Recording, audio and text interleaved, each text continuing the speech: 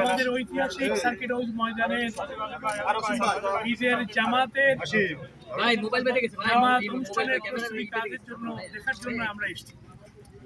আমাদের সম্মানিত divisional commissioner, সম্মানিত ডিএসি সাহেব, কমিশনার, সম্মানিত জেলা প্রশাসক, আমাদের খুলনা সিটি কর্পোরেশনের নির্বাহী প্রধান এখানে উপস্থিত আছেন। এছাড়াও আমাদের জেলা প্রশাসন ও সিটি কর্পোরেশনের বিভিন্ন পর্যায়ের কর্মকর্তা কর্মচারীরা আছে এবং এটি একটি ঐতিহাসিক ময়দান। এই ময়দানেই খুলনাবাসী সবসময় এই জামাতে অংশ নেয় এবং এবারে সেই প্রস্তুতি কাজও আমরা শুরু করেছি এবং নির্ধারিত সময়ের মধ্যে শেষ হবে এবং জেলা প্রশাসন নির্ধারণ করেছেন আগামী ঈদ উল ফিতরের জামাত এখানে সকাল 8টায় অনুষ্ঠিত হবে।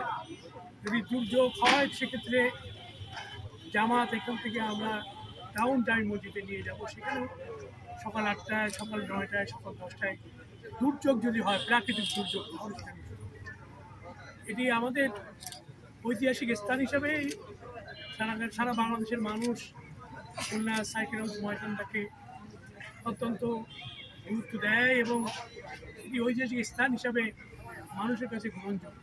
এখানে আমাদের বিভাগীয় কমিশনার সাহেব উনি এ ব্যাপারে প্রস্তুতি কাজের অগ্রগতি বলবেন, সবাই কিছু কিছু বলবেন।